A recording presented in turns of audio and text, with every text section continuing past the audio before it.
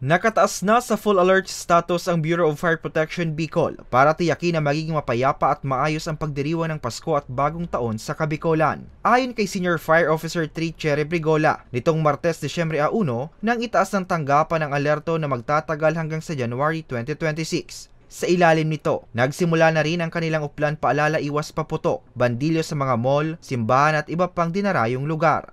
Kasi alam naman po natin, ngayong Christmas season, medyo mataas ang emotions, high po yung mga tao. So, medyo nawawala sa isip natin na isaalang-alang yung primary concern natin, which is the safety of everyone po. Yung ating pamilya, yung ating mga kasama sa trabaho, at yung ating mga kaibigan na rin in general.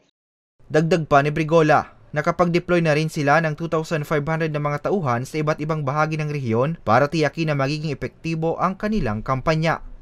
Bago po tayo umalis ng ating mga bahay, kung may mga pupuntahan tayong Christmas party, Christmas gathering, or mamamasyal tayo, siguraduhin po natin na yung ating tahanan ay ligtas. Katulad lamang po ng simpleng pag-off ng ating mga gasol, pag-off ng mga Christmas lights, lalong-lalo na po kung ilang oras or lalo na kung ilang araw tayong mawawala sa ating mga bahay. Siguraduhin po natin na iiwan natin ito ng safe para po pagbalik natin ay buong-buo at safe pa din yung ating mga assets. Samantala, nakatakdang mamahagi ng mainit na makakain ng ahensya sa mga tutungo ng simbahan para sa pagsisimula ng simbang gabi. Para sa mga balitang Tatak Bicol, Hercules Barbacena.